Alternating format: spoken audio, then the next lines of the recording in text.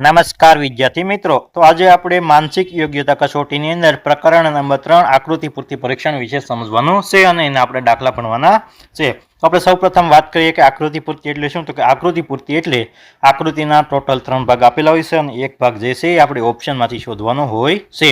અહીંયા આપણને એક નાનકડી સૂચના આપેલી છે, એ આપણે વાંચીએ અને સમજીએ, એની પછી દાખલાની શરૂઆત કરીએ. તો કે સૂચના કંઈક એવી છે કે નીચે આપેલા દરેક પ્રશ્નમાં ડાબી બાજુ એક પ્રશ્ન આકૃતિ આપેલી છે જેનો એક ભાગ દર્શાવેલો નથી. જમણી બાજુની 4 ઉત્તર આકૃતિઓ ABCD પર નજર કરો અને જવાબ માટે એવી આકૃતિની પસંદગી કરો જેની દિશા બદલ્યા વિના આપણે તેને પ્રશ્નાત્મક આકૃતિને પૂર્ણ કરવા માટે ઉપયોગ થઈ શકે. તો સૂચના કંઈક એવું કહેવા માંગે છે કે અહીંયા આપણને આકૃતિના 3 ભાગ આપેલા છે અને એક ભાગ જે છે એ આપણે ઓપ્શનમાંથી સિલેક્ટ કરવાનો છે. તો હવે આપણે દાખલાની શરૂઆત કરીએ. તો કે દાખલા નંબર 1 જે છે 2019માં પૂછાઈ ગયેલો છે. તો આવો દાખલો કદાચ હવે પૂછાઈ શકે, તો આપણે એ જોવાનો છે. હવે વાત કરીએ કે દાખલા નંબર 1ની. તો દાખલા નંબર 1ની અંદર આપણને 3 ભાગ આપેલા છે અને એક ભાગ જે છે એ આપણે શોધવાનો છે. તો હવે આપણે વાત કરવાની છે. તો આપણે ઓપ્શન એમાં જોઈએ તો કે ઓપ્શન એની અંદર આવે નહીં. શા માટે ન આવે? તો કે અહીંયા ઓપ્શન એની અંદર છેલ્લે જે છે એ સ્પેસ છે અથવા તો આની અંદર ચોખ્ખું જોવા મળે છે, પણ આ પ્રશ્ન આકૃતિની અંદર આપણને વર્તુળ જોવા મળે છે, એટલે ઓપ્શન એ આવશે નહીં. હવે વાત કરીએ ઓપ્શન બી. તો કે ઓપ્શન બી પણ આવશે નહીં. શા માટે નહીં આવે? તો કે ઓપ્શન બીની અંદર વચ્ચે જે ખાલી જગ્યા છે એ આપણે પ્રશ્ન આકૃતિમાં જોવા મળતી નથી. ઓપ્શન સીની વાત કરીએ તો કે ઓપ્શન સીની અંદર જોવા જઈએ તો આખી આકૃતિ ભરેલી છે, એટલા માટે ઓપ્શન સી પણ આવશે નહીં. હવે વાત કરીએ ઓપ્શન ડીની. તો કે ઓપ્શન ડી છે ડી જે છે એ આપણો રાઈટ આન્સર થાય છે. શા માટે? કે બંધ બેસતી આકૃતિ બેસી જાય છે, વર્તુળ પણ થઈ જાય છે, જગ્યા પણ આવી જાય છે અને ફરીથી આખી જગ્યા ભરાઈ ગયેલી આવે છે અને આવશે એટલે ખાલી જગ્યા જોવા મળે છે. તો આપણો ઓપ્શન નંબર ડી જે છે એ સાચો જવાબ થાય છે. હવે એની પછી આકૃતિ નંબર 2 એટલે કે દાખલા નંબર 2.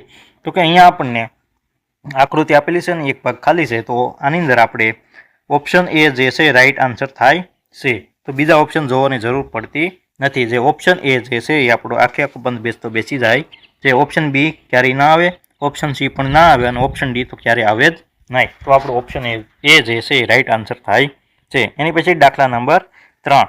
અહીંયા આપણને એરાવાળી એક આકૃતિ જોવા મળે છે. તો આપણે જોવા જઈએ ઓપ્શન એ આવે તો ઓપ્શન એ ઓલરેડી આકૃતિમાં આપેલો છે, એટલે ઓપ્શન એ આવે નહીં. અને ઓપ્શન બી તો ક્યારેય ના આવે. શા માટે ના આવે? તો કે ઓપ્શન બીની અંદર સીધો એરો જોવા મળે છે, પણ આ પ્રશ્ન આકૃતિની અંદર એવો કોઈ પણ પ્રકારનો એરો જોવા મળતો નથી. ઓપ્શન સી આવે તો કે ઓપ્શન સી પણ ના આવે. શા માટે ના આવે? તો કે એની અંદર જમણી સાઈડ એરો જોવા મળે છે, પણ આકૃતિની અંદર એવું કંઈ દર્શાવતા નથી. તો આપણું ઓપ્શન ડી એક બાકી રહી જાય છે, તો એ આપણો રાઈટ આન્સર થાય છે. તો કે એની અંદર જે એરો આપેલો છે એ સામે બેસી જાય છે. એની પછીનો પ્રશ્ન. અહીંયા આપણને એક આકૃતિ આપેલી છે અને પ્રશ્નાર્થ ચિહ્ન પણ આપેલું છે. તો હવે આપણે અંદર જોઈએ તો ઓપ્શન એ આવે, ઓપ્શન એ આવે નહીં. શા માટે ન આવે? તો કે ઓપ્શન એ છે એ આકૃતિ અંદર બેસતો નથી. ઓપ્શન બી પણ આવે નહીં. ઓપ્શન એ અને ઓપ્શન બી જે છે એ એક સરખા લાગે છે પણ છે. હવે ઓપ્શન સી જોવા જઈએ તો ઓપ્શન સી છે તો કે હા, તો કે ઓપ્શન સી જે છે આપણો 100% બેસી જાય છે, એટલા માટે ઓપ્શન સી જે છે એ રાઈટ આન્સર આવે છે અને ઓપ્શન ડી આવે નહીં. એની પછીનો પ્રશ્ન. અહીંયા આપણને એક વચ્ચે ચોરસ આપેલું છે અને એની પછી આપણને ત્રિકોણ આકાર આપેલો છે. તો હવે આપણે આકૃતિમાં જોવાનું છે. તો ઓપ્શન એ આવે તો કે ઓપ્શન એ ક્યારે આવે નહીં. ઓપ્શન બી આવે નહીં. ઓપ્શન સી તો કે હા, ઓપ્શન સી જે છે એ બેસી જાય છે અને ઓપ્શન ડી તો ક્યારે આવે જ નહીં. તો ઓપ્શન સી જે છે એ આપણો રાઈટ આન્સર થાય છે. એની પછીનો પ્રશ્ન. અહીંયા આપણને એક પ્રશ્ન આકૃતિ અને ફરી વખત ઉત્તર આકૃતિઓમાં ઓપ્શન આપેલા છે, તો એ આપણે જોવાનું છે. તો આની અંદર આપણે જોવા જઈએ તો કે ઓપ્શન એ જે છે એ આપણો રાઈટ આન્સર થાય છે. તો આપણે બીજા ઓપ્શન જોવાની જરૂર પડતી નથી, પણ આ સમજાવવા માટે આપણે બીજા ઓપ્શન જોઈએ. તો કે ઓપ્શન બી જે છે એ ઉપરથી જ ખબર પડી જાય છે કે આવે નહીં. ઓપ્શન સી જે છે તો એની અંદર એરો જોવા મળે છે અને આખી લીટી જોવા મળે છે, એટલા માટે ઓપ્શન સી પણ આવે નહીં. હવે ઓપ્શન ડીની વાત કરીએ તો ઓપ્શન ડી તો ક્યારેય બંધ બેસતો થાય જ નહીં. તો એ છે ઓપ્શન એ જે છે આપણો રાઈટ આન્સર થાય છે. હવે એની પછીની આકૃતિ. પ્રશ્ન આકૃતિ. આની અંદર એક આપણને એક ભાગ ખાલી જોવા મળે છે અને 3 ભાગ ભરેલા છે. તો હવે ઓપ્શન એની વાત કરીએ તો ઓપ્શન એમાં ડબલ લાઈન છે, એટલા માટે ના આવે.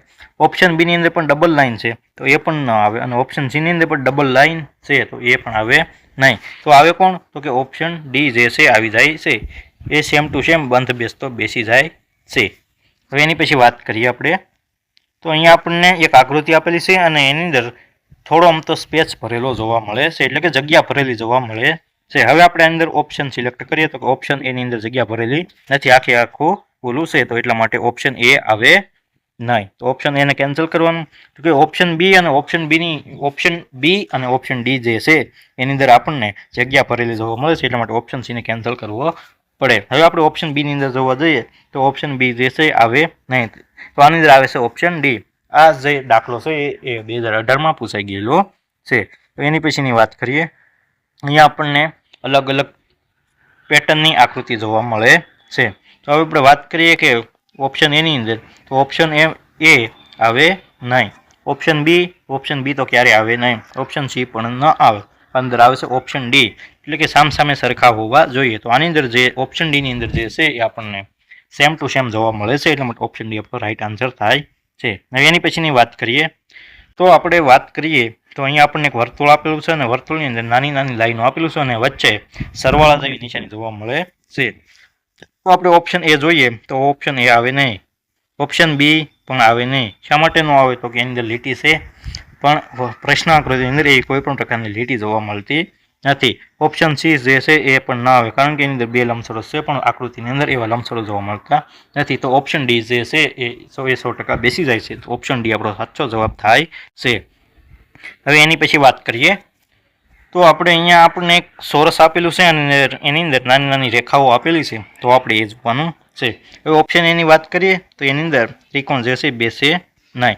ઓપ્શન બી ની વાત કરીએ તો કે ઓપ્શન બી આવી જાય છે. શા માટે આવી જાય છે? તો કે વચ્ચેની જે રેખા છે એ સંપૂર્ણ ભરેલી છે અને આકૃતિની અંદર પણ સંપૂર્ણ જોવા મળે છે. તો આની અંદર ઓપ્શન બી છે રાઈટ આન્સર થાય છે. હવે એની પછીની વાત કરીએ તો અહીંયા આપણને એક ત્રિકોણ આપેલું છે અને એની અંદર પણ એક નાનું ત્રિકોણ આપેલું છે અને આપણે આકૃતિને પૂર્ણ કરવાની છે પ્રશ્ન ચિહ્નની જગ્યાએ. તો આપણે ઓપ્શન એ આવે તો કે ઓપ્શન એમાં ઓલરેડી એક ત્રિકોણ આપેલું છે મોટું, એટલે ઓપ્શન એ આવે નહીં. ઓપ્શન બી પણ આવે નહીં અને ઓપ્શન ડી પણ આવે નહીં. તો આની અંદર જવાબ આવે છે ઓપ્શન સી. જે આપણે જો ત્રિકોણ આ રીતે લખીએ તો આપણને આકૃતિનો જવાબ મળી જાય છે.